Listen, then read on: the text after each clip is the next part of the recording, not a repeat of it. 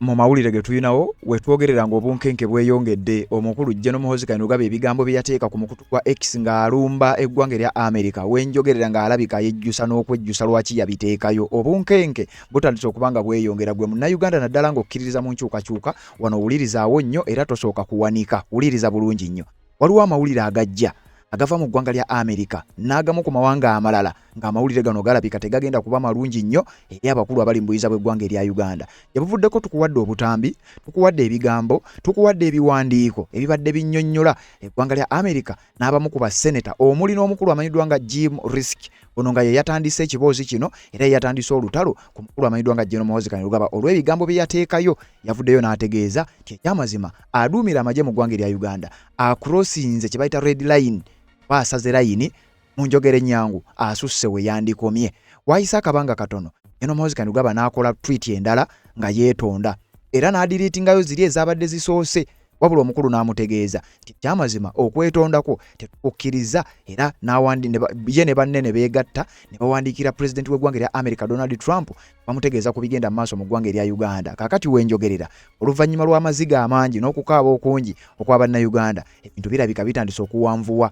Ngenda kuwa akatambi wano ng'abamu ku bakugu abamanyi ebyobufuzi okwetoolola ensi yonna bannyonnyola kiki kiyinza okuba nga essaawa yonna igenda kubanga kyapeninga ku ggwanga erya Uganda singa ebintu bino biba tebikoleddwako. Ekisinga okutiisa ekyakagwawo era amawulire g'olina okumanya eggwanga lya America lyongedde okunyweza enkolagana yaalyo n'eggwanga lya Kenya naddala mu nsonga z'ebyokwerinda. Waliwo kye bayita police shift ekimaze okuba nga kyapeninga eggwanga lya Uganda tebakyalibala balijje mu mawanga ge bakolagana nago mu nsonga z'ebyokwerinda. Era wenjogerera America emaze okulangirira nti egaziyiza military base yaabwe tangibwa mu ggwanga lya Kenya. Gana amawulire gafulumye lwaleero ng'ennaku z'omwezi lumu omwezi ogwokubiri 2026 ssaawa zibadde nga 2:45 ez'okumakya East African Standard Time. Akiwandiiko ne kifuluma US expands military base in Kenya to boost regional security. Wuliriza bulungi nnyo. Sikugambye nti America esindise magye lwana na Uganda.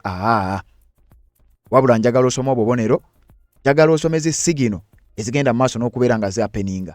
Eggwanga lya America batandise okugaziya enkambi yaabwe ey'amagye mu ggwanga erya Kenya. Mbuka weefuba ono wakulaba nga bagazi oba nga banyweza ebyokwerinda mu ggwanga eryo erya Kenya mu East Africa ne mawanga agaliraanyeewo. Kyokka ng'ate bamaze okukakasa ekyamazima ekigenda mu maaso mu ggwanga erya Uganda si kirungi nnyo. Akulira amagye ne kitaawe nga yakulembera eggwanga balina ebikolobero bye bagenda mu maaso n'okuba nga bakola. America ebala ki? Kiki ekiyinza okuba nga kiddako? Bino njagala obitegeere bulungi nnyo. Abadde agoberera kye bayita foreign policies taagala ogambe nti nkugambye America esindisa amagye. Njagala owulirize esitole eno gyegenda okuggwera otegeere mukulu General Muhoozi Kainerugaba ebigambo bye yateeka ku mukutu gwa X nga munnayuganda osigala ng'okyapika singa munnayuganda osigala ng'olemeddeko ku nsonga. Njagala kulayirira ekyamazima ebintu biyinza okuba nga tebinnaggwa. Gavumenti y'eggwanga erya America yandibanga erina kyegenda okukola nze naawe kye tuyinza okuba nga tetunnamanya. Kakati bye bimu ku ebyo bye nkuleetedde mu mboozi eno ogenda kumanya 4 n'akataano.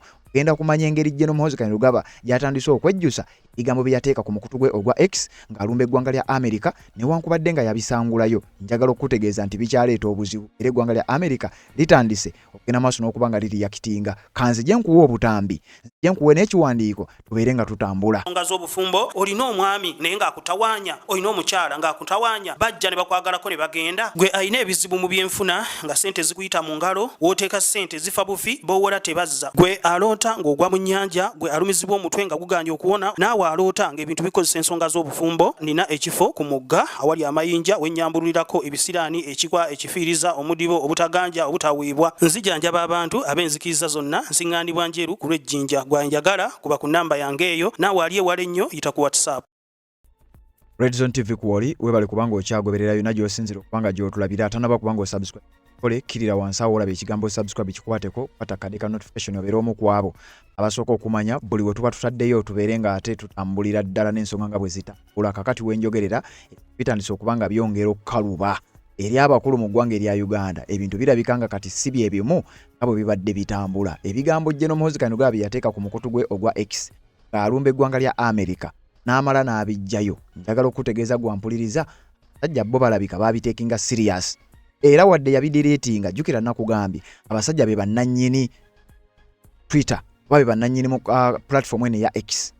akati bano okubeera bannannyiniyo kizibu nnyo ne bookera ku makya n'odiriitinga omunnange basigala ebintu bakyabiraba. Waliwo ekiwandiiko ekyafuluma kyonna kikulaga, waliwo n'ekiwandiiko ekipya kyengenda okuba nga nkusomera otegeere eggwanga lya Amerika step ki zetigenda okuba nga liteekinga. Wabula nga sinaba kuba nga nkutwala eyo, njagala okutegeeza eggwanga lya Uganda naddala abalikulembera kalabika nga kaweddemu dda enkolagana ey'ebyokwerinda wakati wa Uganda n'eggwanga lya Amerika yandibanga essaawa yonna esaanyeewo. Mu mawulire genva okufuna era mu kiwandiiko kye njagala okuba nga nkusomera nga sinaba kuba nga ngenda wala, kikakasiddwa nti gavumenti y'eggwanga lya Amerika ekyusizza ebigendererwa byayo oba ekyusizza enkolagana yaayo n'eggwanga erya Uganda.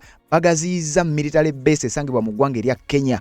Jjukira gye buvuddeko eggwanga lya Amerika ku nsonga z'ebyokwerinda babadde nga bakolagana na Uganda era okusinziira ku information gye nfunye kigambibwa nti eyo enkolagana wakati w'eggwanga erya Uganda ne Amerika nsonga z'ebyokwerinda enkolagana eyo ebadde emaze emyaka egisukka mu 30 era nga kumpi obukulembeze bwa General Kaguta Museveni bwonna bubaddewo ng'eggwanga lya Amerika bwe lyalondayo nga gwe bakolagana naye mu nsonga z'ebyokwerinda naddala wano mu East and Central Africa. Kakati amawulire agakafuluma galaga nti eggwanga lya Kenya erimaze okuba nga likwata ekifo kino ekigendererooza ki erooza ki ekiyinza okuba nga kigenda kuddako. Eggwanga lya Amerika likoze ekintu ekyenjawulo naddala mu kadde kano wakati ng'okusika omuguwa kukyagenda mu maaso. Mawulire gafulumye nga galaga bamaze okweexpandinga military base zaabwe mu ggwanga erya Kenya. Ekintu ekyalinga kikolebwa mu ggwanga erya Uganda kigenze mu ggwanga lya Kenya ng'akabonero akalaga nti waliwo ekitali kituufu kigenda mu maaso. Kakati nga sinnakutwala wala era nga sinnakunnyonnyola bino byonna, njagala nsooke nkuwe ebigambo by'omukulu amanyiddwa nga Dr. Sam Kazibwe nga nnyonnyola bino then oluvannyuma tubeere nga tweyongerayo. Wulira ya America ne Uganda abazungu bakiyita policy shift. Tukimanyi nti mu myaka egisoba 30 egiyise enkolagana wakati wa Uganda ne America ebadde etambula bulungi mu bintu bingi naddala mu nsonga ez'ebyobutebenkevu mu kitundu kino kya Eastern Central Africa. Era nga Uganda ffe tukutte omumuli Uganda buli America kiyetaaga okugusa mu kitundu kino ffe beesookerako, oba oyogera mu Democratic Republic of Congo, oba oyogera mu Somalia, oba oyogera mu South Sudan, nga ffe be batandikirako. So bw'olaba ebbaluwa eri ku ddaala lino otandika okutegeera nti waliwo ebintu ebitali bimu ebikyuse mu nkolagana eno ebaddewo okumala ebbanga ddene, kubanga ebbaluwa eno okuva mu ssentebe w'akakiiko kano akavunaanyizibwa ku nsonga z'amawanga amalala mu Congress ya America omukulu period etegeeza bingi nti si idle talk nti oba mubaka afulumye bufulumi parliament najja ku madaalo banatuuza press conference naita bannamawulire nti mujje mbawuulire ebirowoozo byange ku Uganda oba ku bantu bano abasangibwa mu nsi Uganda oba mu nsi Kenya.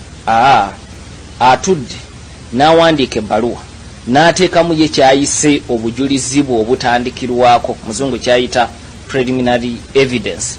Ebbaluwa eyo n'agisindikira ssentebe w'akakiiko Mike Pompeo oba ssentebe wa Ministry of Finance ku nsonga z'amawanga amalala mu America Mike Pompeo ng'amugamba ensonga zino njagala ozikoleko bwoti n'obwoti. Ekisooka bano njagala obateekeko obukwakulizo, naye ate bwe tusukkakaawo tuyina n'ebirala bye tuyina okukola. Akakiiko kange neetaaga okwongere amawulire ku nsonga zino ezoogeddwako. Kikulu kikulaga policy shift nti myaka egy'emabega gye twatambuliramu ku mirembe gy'aba Clinton abayita omukulembeze w'eggwanga omu ku abo abaali bakuta omumuli mu kutebenkeza Africa wali tosobola kufuna bbaluwa ya kika kino. Kaakati bw'otandika okulaba ebbaluwa efaanana bweti ewandiikiddwa ssentebe w'akakiiko akayisa embalirira eya State Department. State Department ye Ministry ya America ey'ensonga ez'amawanga amalala. Akakiiko kano ke kayisa embalirira. Embalirira eyo yevaako ssente ze basindika mu mawanga nga Uganda nga ga buyambi. N'olwekyo ono ensonga z'ayogerako zigwa mu buvunaanyizibwa bwe era asobola okusalawo kinene. Wawe twavudde kuba tubadde bamunywanyi tubadde banywanyi. Yes. Kiki ekitambudde obubi? Kakati bintu bingi. Ekisooka nti akalulu nga bw'okalabye katambudde. Process bukya bantu batandika okwewandiisa wabaddewo ebintu bingi ebitali bya bulijjo. Ebintu ebyo ebitali bya bulijjo bye biviirako Abamerika okugamba nti mu mbeera y'ekika kino yadde gavumenti eno tutambudde nayo ebbanga lyonna naye ebintu byetulaba nga si bituufu tetuyinza kubireka kugenda maaso nga tetubakubye ku nsoloboto. So bwe bubaka obukulu obuva mu kiwandiiko ekyekika kino nti ekisooka kikulaga policy shift mu nkolagana ya Uganda n'eggwanga erya America. Ekyokubiri ye ripple effect eva mu bbaluwa eno nti abakulu eno abo abakoneddwako n'abatakoneddwako balina okutandika okwekuba mu ttooki kubanga abakoneddwako kati balina okukimanya nti buli wooyita waliwo omugugu munene oguli waggulu w'omutwe gwe. Ekyo kintu si kirungi ne baba tebakukutte ne baba tebakututte mu mbuga z'amateeka. President Mulamba Bashir wa Sudan bwe bamuteekako ebbaluwa bakuntumi eya ICC yamubuzaako emirembe naye nga teryamukwata mukulembeze. Yagenda mu lukiiko lwa African Union lwali Nigeria yali asuubira okukola presentation ku ssaawa 9 ez'akawungeezi ku makya ssaawa emu yalinnya ennyonyi okudduka emisinde ng'olwafunye amawulire nti President we Nigeria yandinyigirizibwa n'amuwaayo nga bwe yakola ku Charles Taylor n'amuwaayo n'adduka oyo mukulembeze nga yadduka emisinde bw'atyo. 2015 zijjukira nali na mu ggwanga lya South Africa era Bashir yali azze ku lukuŋŋaana lwa African Union luba lwakatandika lutambula abalwandizi b'eddembe ly'obuntu ne bagenda mu kooti.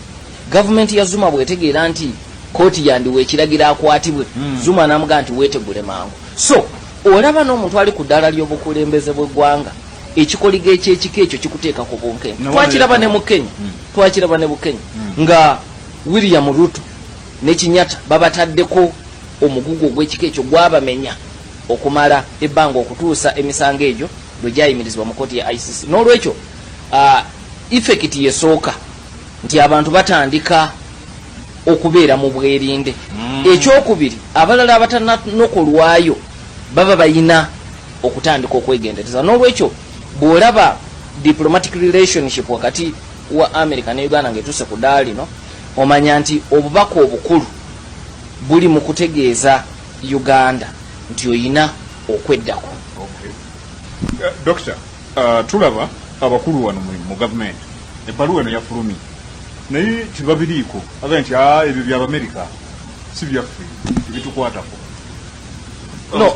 No, nze be nawulidde nga boogera ebyo be boogezi ba gavumenti.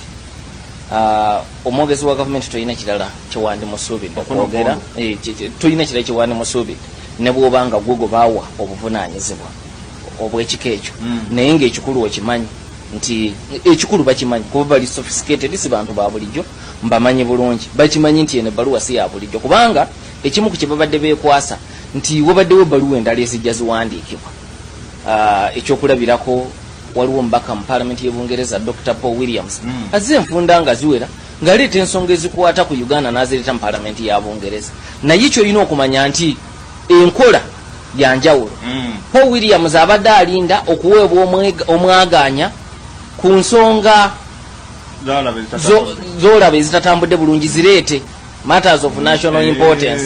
Kakati n'aleeta ensonga bw'aleeta ensonga ng'agibuulirako minisita ow'ensonga ez'amawanga amalala owa Bungereza.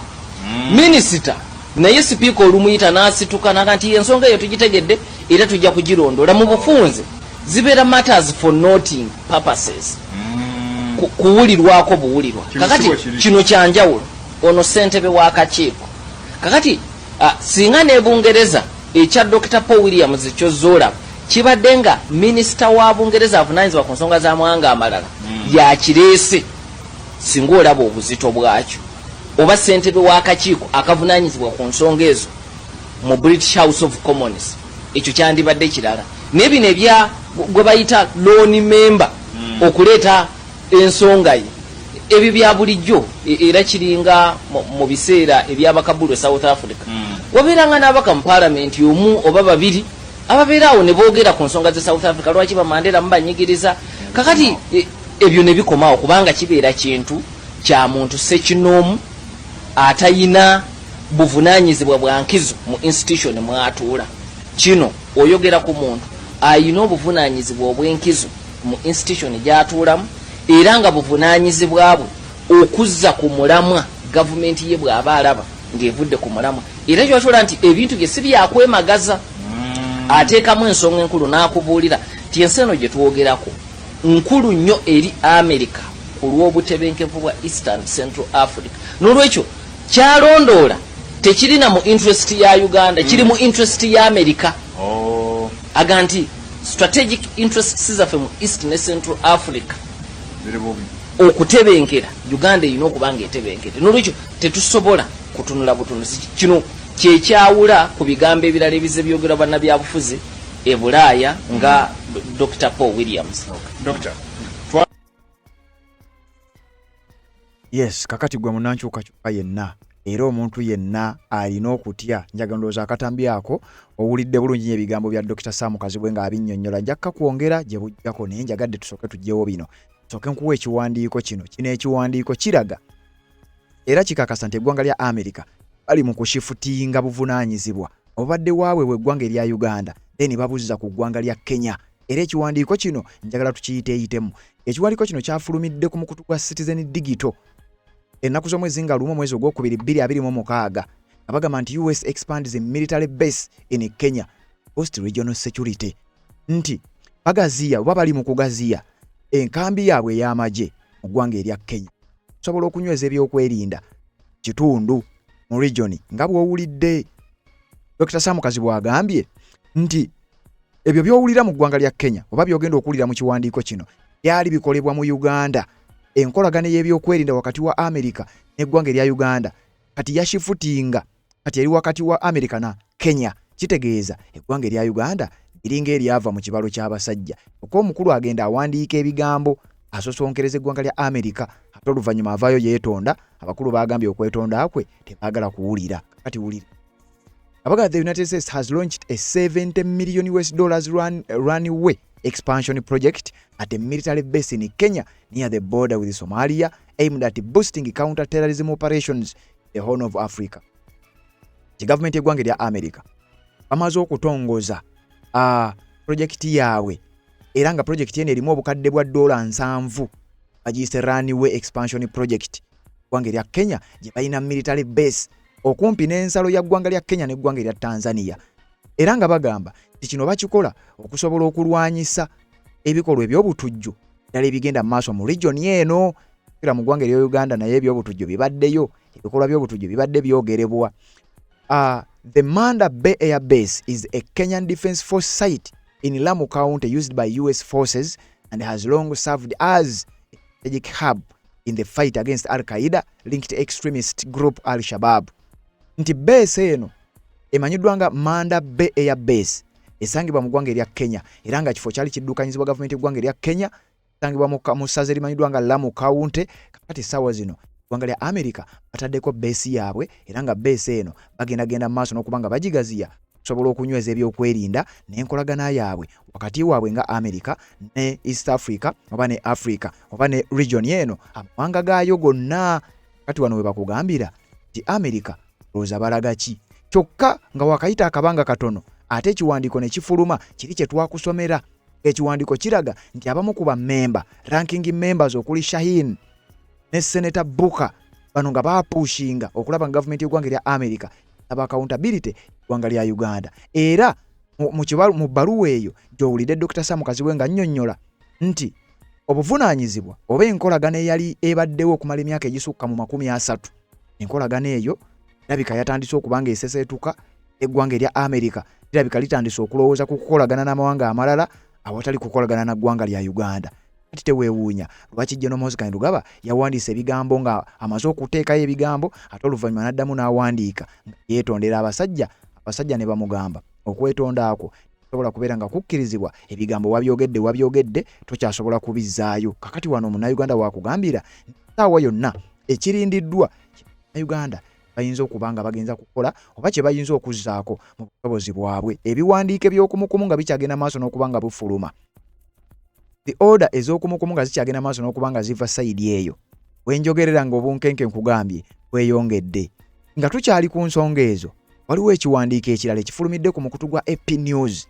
Ebigambo bya General Muhoozi Kainerugaba yabidiriitinga naye abasajja mu ggwanga lya America bakyagenda maaso n'okuba nga babifuna. Kakati wano bagamba nti ssebo bino tebinnaggwa ate tebiggwa bityo. Uganda's Army Chief accuses US Embassy officials of hiding opposition figure. General Muhoozi Kainerugaba ebigambo byawandiika tegeeza obanga accusinga bakiza batya mu Luganda accusinga ng'anenya eggwanga lya America kwita mu embassy yaabwe obe bakwese babe bayambyeko okukweka candidate w'ekibiina kya NUP manyiddwa nga Robert Kyagulanyi Ssentamu oza agamba era ng'alumiriza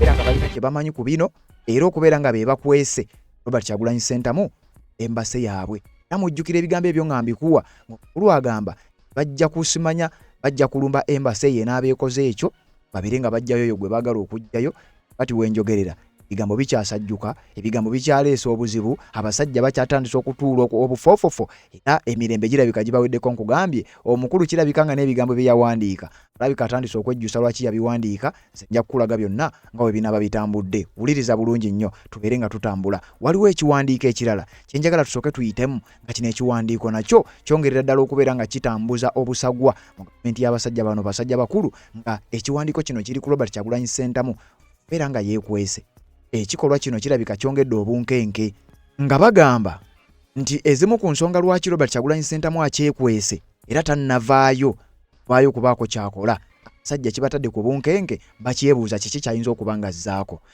ekitongole kya Human Rights Watch Uganda Human Rights Commission byanjawulo Human Rights Watch kino kitongole kya nakyewa kirwanirira eddembe ly'obuntu ab'ensonga yabatuuseeko ne bafulumya ekiwandiiko post-election assault on political opponents.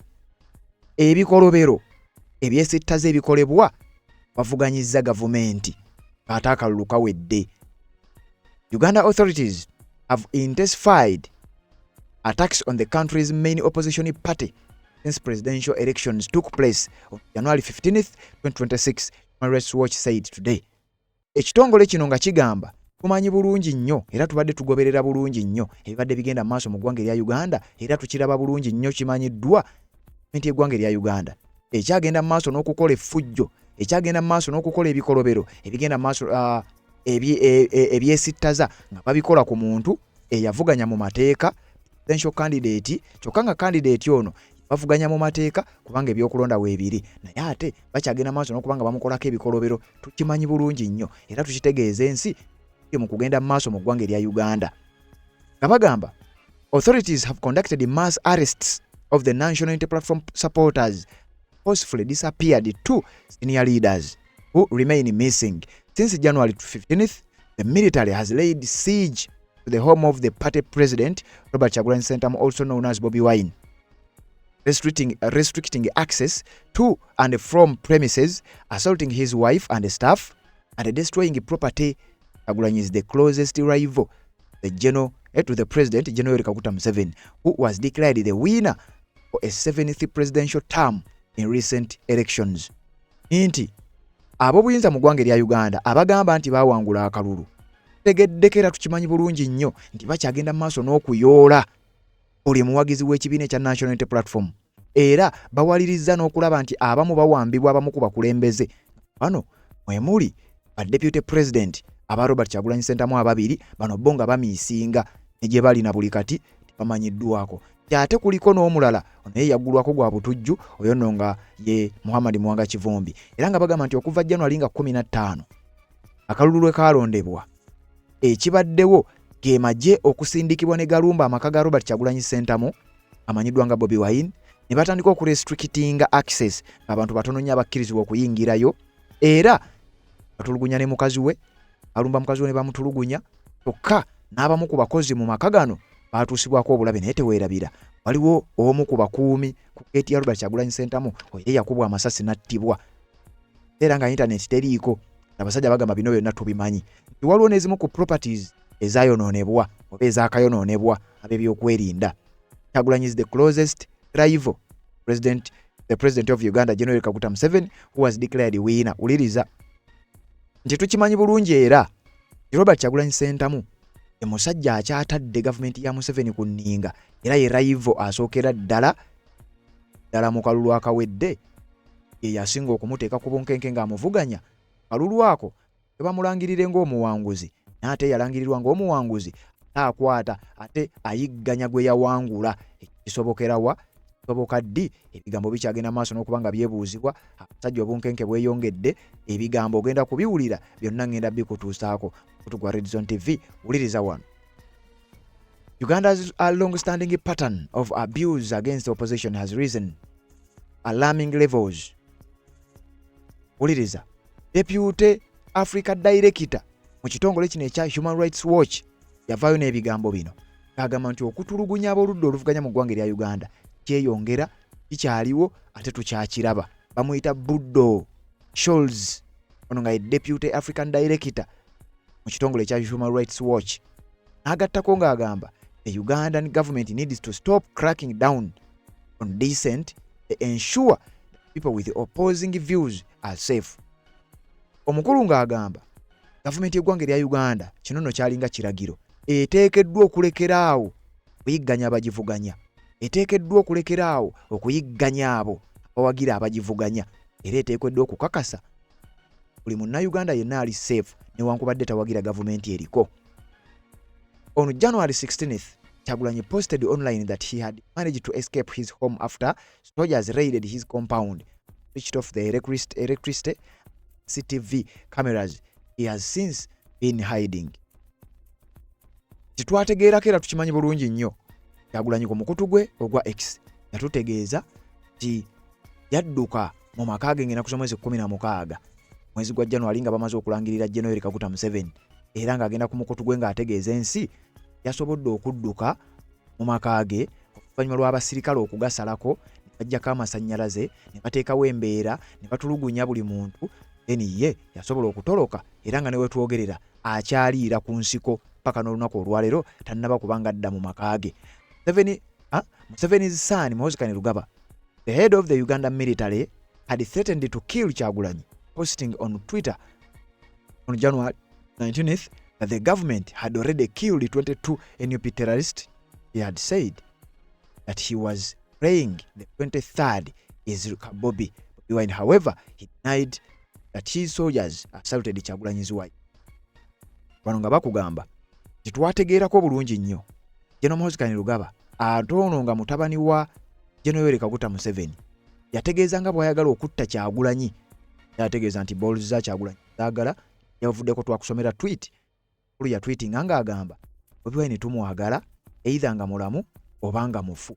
Ebigambo ebyo era bye bimu ku ebyo ebibadde bitambula wenjogerera bitandise okuba nga bizaala ebizibu. Omukulu ebigambo ebimu agambibwa okuba nti yabidiriitinga, n'abasajja bagambibwa okuba nti bo munnange babirina era tebalina kintu kye batalina, n'ebigambo bye yateekayo n'amala n'abijjayo bagamba babirina bulungi nnyo, era ensonga si za kwogerako bwogezi, yabyogera era birina okulondoolebwa. Bagamba newankubadde ng'oluvannyuma yavaayo yeegaana okugunya mukyala we, naye ate nga twalaba bulungi nnyo mu bifaananyi by'amazima mukyala wa Robert Kyagulanyi Ssentamu wa ekintu ekyesittaza, ekintu ekyeraliikiriza, ekintu gwampuliriza kigambibwa okuba nti si kintu kya kakati wuliriza bulungi nnyo.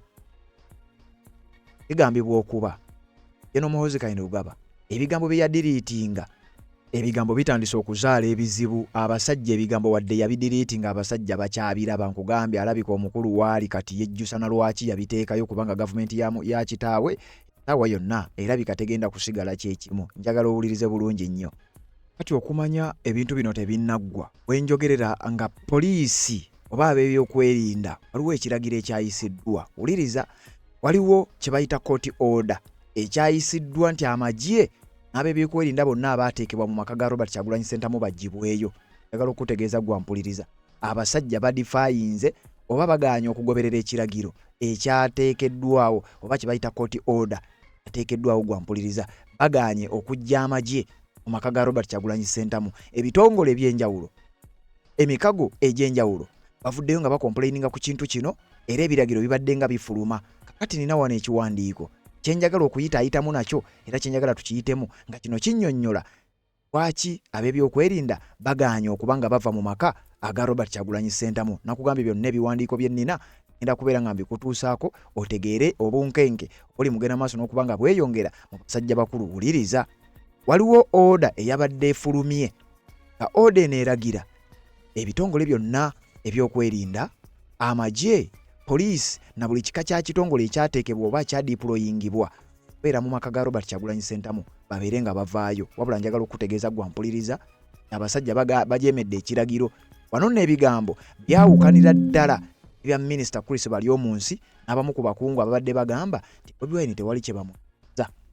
Gavumenti temwetaaga era gavumenti temunoonya, era Chris Baryomunsi yatuuse n'okugamba nti waddembe okuddayo omukaaga emagere kubanga tewali amunoonya.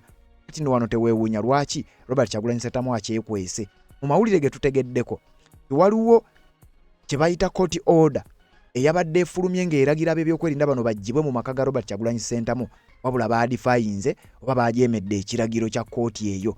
Baaganye kati we twogerera bakyaliyo. Ekintu ekyongedde obunkenke era n'ekyongedde okulaga waliwo ekitali kituufu. Njagala tuyiteeyite mu kiwandiiko kino. Wuliriza.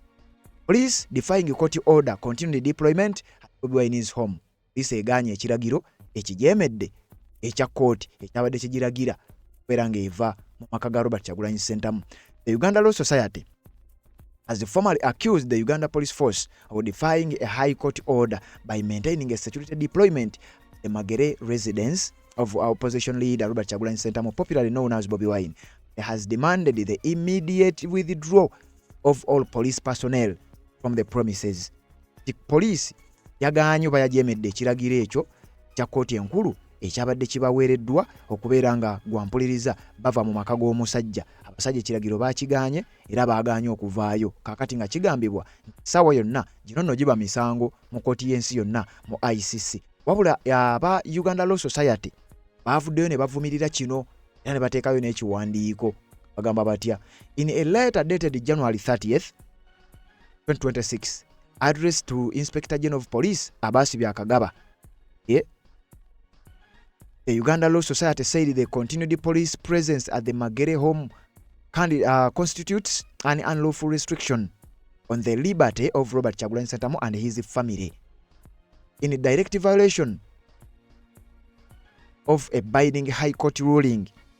Bano aba Uganda Law Society bawandiise ebbaluwa bagiwandiikira abakulu mu kitongole kya poliisi era nga butereevu ebbaluwa eyabadde egenda w'omukulu amanyiddwa nga Abasi Byakagaba ono nga ye IGP owa ekitongole kya Uganda Police. Bwe batwe bamutegeezezza sebo ekyokusigala nga mudiployinze mu maka g'omusajja kino kimenya mateeka. Wuliriza.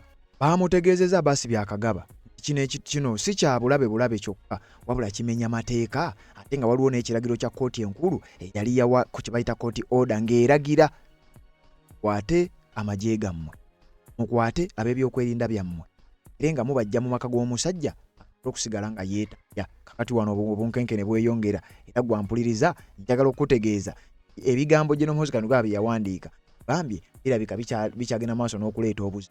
Wuliriza. The lawyers body cited miscellaneous cause number 16 of 2021, Robert Kyagulanyi Ssentamu and Barbara Itungo Kyagulanyi versus Attorney General and others, in which the High Court held that the indefinite confinement of Kyagulanyi to his home was unlawful and infringed on his constitutional right, personal liberty. Nti bino bifaanaganira ddala n'ekyaliwo mu 2021 era ekiragiro kyavaayo, ekiragiro ne kijja kikakasa nti ekyamazima kikolwa kyemukola kimenya mateeka era ne balagirwa okubeera nga baamuka amaka gano into kooti ab'ebyokwerinda kye bataawuliriza era nga bakyadiployinze. Kyokka nga mukadde keekamu biwandiika ebyokumukumu ebiragiro ebyokumukumu bikyava mu nsonda ez'enjawulo. Gavumenti y'eggwanga erya Amerika ssaawa yonna bateekateeka kiki kye bayinza okukola eggwanga erya Uganda. Wabula bambye bamaze okugaziya military base yaabwe eggwanga lya Kenya. Olowooza kano kabonero ki? Eno sigino ki? Njagala otegeere bulungi. Sikugambye nti bagenda kujja bakube Uganda. Wabula njagala okutegeeza kabonero akalaga nti enkolagana wakati w'eggwanga lya Uganda ne Amerika ebigenda kukoma mu bigambo birabika nga byatandise dde okuba nga birabikako nti kati eggwanga lya Kenya okubanga bakolagana nalyo naddala mu nsonga z'ebyokwerinda okusindika amagye Somalia tandibanga tugenda kutandika kulaba ga Kenya gagende Somalia. Olowooza kiki ekiyinza okuba nga kiddako naddala mu buyinza bw'eggwanga erya Uganda? Ekatambika enkuwadde aka Dr. Sam Kazibwe ng'akunnyonnyola bano bafiirwa ki, kino kitegeeza ki, era njagala kukkiriza akatambi kano nkakwongere oyongere okukawulira mubeere bulungi nnyo ddala ebintu bino biyinza kubanga biggwera waggwa mpuliriza oli ku gwa Red Zone TV webale kubanga okyagoberera yonna gy'osinzira okubanga gy'otulabira ate naba kubanga osubscribe nga kikole tubeere nga tutambulira ddala ffenna kirira wansi awo olaba ekigambo subscribe okikwateko tubeere nga ate tomisinga nsonga yonna gendako ne mu comment section teekayo obubaka bwo ku nsonga ez'enjawulo tujje tubuyitemu kanzije nga nkulekedde ebigambo bya Dr. Sam Kazibwe biwulirize ya America na Uganda abazungu bakiyita policy shift tukimanyi nti mu myaka egisoba 30 egiyise enkolagana wakati wa Uganda ne America ebadde etambula bulungi mu bintu bingi naddala mu nsonga ez'ebyobutebenkevu mu kitundu kino kya Eastern Central Africa era nga Uganda ffe tukutte omumuli Uganda buli America kiyetaaga okugusa mu kitundu kino ffe beesookerako oba oyogera mu Democratic Republic of Congo oba oyogera mu Somalia oba oyogera mu South Sudan nga ffe be batandikirako so bw'olaba ebbaluwa eri ku ddaala lino otandika okutegeera nti waliwo ebintu ebitali bimu ebikyuse mu nkolagana eno ebaddewo okumala ebbanga ddene kubanga ebbaluwa eno okuva mu ssentebe w'akakiiko kano akavunaanyizibwa ku nsonga z'amawanga amalala mu Congress ya America omukulu period etegeeza bingi nti si idle talk nti oba mubaka afulumye bufulumi parliament najja ku madaalo banatuuza press conference naita bannamawulire nti mujje mbawubuulire ebirowoozo byange ku Uganda oba ku bantu bano abasangibwa mu nsi Uganda oba mu nsi Kenya atudde n'awandiika ebbaluwa n'ateekamu ye kyayise obujulizi bwe obutandikirwako muzungu kyayita preliminary evidence ebbaluwa eyo n'agisindikira ssentebe w'akakiiko Mike Pompeo oba ssentebe wa Ministry of Finance ku nsonga z'amawanga amalala mu America Mike Pompeo ng'amugamba ensonga zino njagala ozikoleko bwoti n'obwoti ekisooka bano njagala obateekeko obukwakkulizo naye ate bwe tusukkakaawo tuyina n'ebirala bye tuyina okukola akakiiko kange neetaaga okwongere amawulire ku nsonga zino ezoogeddwako kikulu kikulaga policy shift nti myaka egy'emabega gye twatambuliramu ku mirembe gy'aba Clinton abayita omukulembeze w'eggwanga omu ku abo abaali bakuta omumuli mu kutebenkeza Africa wali tosobola kufuna bbaluwa ya kika kino kaakati bw'otandika okulaba ebbaluwa efaanana bweti ewandiikiddwa ssentebe w'akakiiko akayisa embalirira eya State Department ye Ministry ya America ey'ensonga ez'amawanga amalala akakiiko kano ke kayisa embalirira eyo yevaako ssente ze basindika mu mawanga nga Uganda nga ga buyambi n'olwekyo ono ensonga z'ayogerako zigwa mu buvunaanyizibwabwe era asobola okusalawo kinene wawe twavudde kuba tubadde banywanyi yes. Kiki ekitambudde obubi kakati bintu bingi ekisooka nti akalulu nga bw'okalabye katambudde process bukya bantu batandika okwewandiisa wabaddewo ebintu bingi ebitali bya bulijjo ebintu ebyo ebitali bya bulijjo bye biviirako Abamerika okugamba nti mu mbeera y'ekika kino yadde gavumenti eno tutambudde nayo ebbanga lyonna naye ebintu byetulaba nga si bituufu tetuyinza kubireka kugenda mu maaso nga tetubakubye ku nsoloboto so bwe bubaka obukulu obuva mu kiwandiiko ekyekika kino nti ekisooka kikulaga policy shift mu nkolagana ya Uganda n'eggwanga erya America ekyokubiri ye ripple effect eva mu bbaluwa eno nti abakulu eno abo abakoneddwako n'abatakoneddwako balina okutandika okwekuba mu ttooki kubanga abakoneddwako kati balina okukimanya nti buli wooyita waliwo omugugu munene oguli waggulu w'omutwe gwe ekyo kintu si kirungi ne baba tebakukutte ne baba tebakututte mu mbuga z'amateeka President Mulamba Bashir wa Sudan bwe bamuteekako ebbaluwa bakuntumi eya ICC yamubuzaako emirembe naye nga teryamukwata mukulembeze yagenda mu lukiiko lwa African Union lwali Nigeria yali asuubira okukola presentation ku ssaawa 9 ez'akawungeezi ku makya ssaawa emu yali nnyonyo okudduka emisinde ng'olwafunye amawulire nti President we Nigeria yandinyigirizibwa n'amuwaayo nga bwe yakola ku Charles Taylor n'amuwaayo n'adduka oyo mukulembeze nga yadduka emisinde bw'ati 2015 nzijukira nali na mu ggwanga lya South Africa era Bashiru yali azze ku lukuŋŋaana lwa African Union luba lwakatandika lutambula abalwandizi b'eddembe ly'obuntu ne bagenda mu kooti gavumenti ya Zuma bwetegeera nti kooti yandiwe ekiragira akwatibwe Zuma n'amugaa nti weetegule mangu so olaba n'omuntu ali ku ddala ly'obukulembeze bw'eggwanga ekikoligo ekyekika ekyo kikuteeka ku bunkenke. Twakiraba ne mu Kenya, twakiraba ne mu Kenya nga William Ruto ne Kinyatta babataddeko omugugu ogw'ekika ekyo gwabamenya okumala ebbanga okutuusa emisango egyo lwe gyayimirizibwa mu kkooti ya ICC. N'olwekyo effekiti yesooka nti abantu batandika okubeera mu bwerinde. Ekyokubiri, abalala abatanokolwayo baba bayina okutandika okwegendereza. N'olwekyo bw'olaba diplomatic relationship wakati wa America ne Uganda ng'etuuse ku ddaala lino, omanya nti obubaka obukulu buli mu kutegeeza Uganda nti oyina okweddako.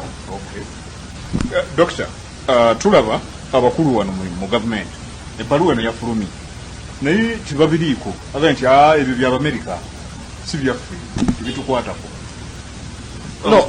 No, nze be nawulidde nga boogera ebyo be boogezi ba gavumenti. Omwogezi wa gavumenti toyina kirala kiwandi musuubidde okwogera, toyina kirala kiwandi musuubidde ne bw'oba nga gwe baawa obuvunaanyizibwa obw'ekika ekyo. Naye ng'ekikulu okimanyi nti ekikulu bakimanyi kuba bali sophisticated, si bantu ba bulijjo, mbamanyi bulungi, bakimanyi nti eno ebbaluwa si ya bulijjo, kubanga ekimu ku kye babadde beekwasa nti wabaddewo ebbaluwa endala ezijja ziwandiikibwa. Ekyokulabirako waliwo omubaka mu paalamenti y'Ebungereza Dr. Paul Williams azze enfunda nga ziwera ng'aleeta ensonga ezikwata ku Uganda n'azireeta mu paalamenti ya Bungereza. Naye ky'olina okumanya nti enkola ya njawulo. Paul Williams abadde alinda okuweebwa omwagaanya ku nsonga z'olaba ezitatambudde bulungi zireete matters of national importance. Kakati n'aleeta ensonga, bw'aleeta ensonga ng'agibuulirako minisita ow'ensonga ez'amawanga amalala owa Bungereza. Minisita naye sipiika olumuyita n'asituka n'aga nti ensonga eyo tugitegedde era tujja kugirondoola. Mu bufunze zibeera matters for noting purposes, kuwulirwako buwulirwa. Kakati kino kyanjawulo, ono ssentebe w'akakiiko. Kakati singa ne Bungereza ekya Dr. Paul Williams ekyo zoolaba kibadde nga minisita wa Bungereza avunaanyizibwa ku nsonga z'amawanga amalala yakireese, singa olaba obuzito bwakyo, oba ssentebe w'akakiiko akavunaanyizibwa ku nsonga ezo mu British House of Commons, ekyo kyandibadde kirala. Naye bino ebya gwe bayita loan member okuleeta ensonga ye, ebyo bya bulijjo, era kiringa mu biseera ebyabakabulu South Africa wabeeranga n'abaka mu paalamenti omu oba babiri ababeera awo ne boogera ku nsonga ze South Africa, lwaki bamandera mubanyigiriza. Kakati ebyo ne bikomawo kubanga kibeera kintu kya muntu sekinoomu atayina buvunaanyizibwa bwa nkizo mu institution mwatuula. Kino oyogera ku muntu ayina obuvunaanyizibwa obw'enkizo mu institution gy'atuulamu, era nga buvunaanyizibwa bwe okuzza ku mulamwa gavumenti ye bw'aba alaba ng'evudde ku mulamwa. Era kyotula nti ebintu bye si byakwemagaza, ateekamu ensonga enkulu n'akubuulira ti ensi eno gye twogerako nkulu nnyo eri America ku lw'obutebenkevu bwa Eastern Central Africa. N'olwekyo kyalondoola tekirina mu interest ya Uganda, kiri mu interest ya America. Aga nti strategic interests zaffe mu East ne Central Africa okutebenkera Uganda erina okuba ng'etebenkere. N'olwekyo tetusobola kutunula butunuzi. Kino kyekyawula ku bigambo ebirala ebize byogera bannabyabufuzi e Bulaaya nga Dr. Paul Williams. Doctor, Twazo obufumbo olina omwami naye ng'akutawaanya, olina omukyala ng'akutawaanya, bajja ne bakwagalako ne bagenda. Gwe ayina ebizibu mu byenfuna nga ssente zikuyita mu ngalo, w'oteeka ssente zifa bufi, b'owola tebazza. Gwe aloota ng'ogwa mu nnyanja, gwe alumizibwa omutwe nga guganja okuwona, naawe aloota ng'ebintu bikozesa ensonga z'obufumbo. Nina ekifo ku mugga awali amayinja wennyambululirako ebisiraani, ekikwa, ekifiiriza, omudibo, obutaganja, obutaweebwa. Nzijanjaba abantu ab'enzikiriza zonna, nsiŋŋaanibwa njeru ku lw'ejjinja. Gwanjagala kuba ku nnamba yange eyo, naawe ali ewala ennyo yita ku WhatsApp.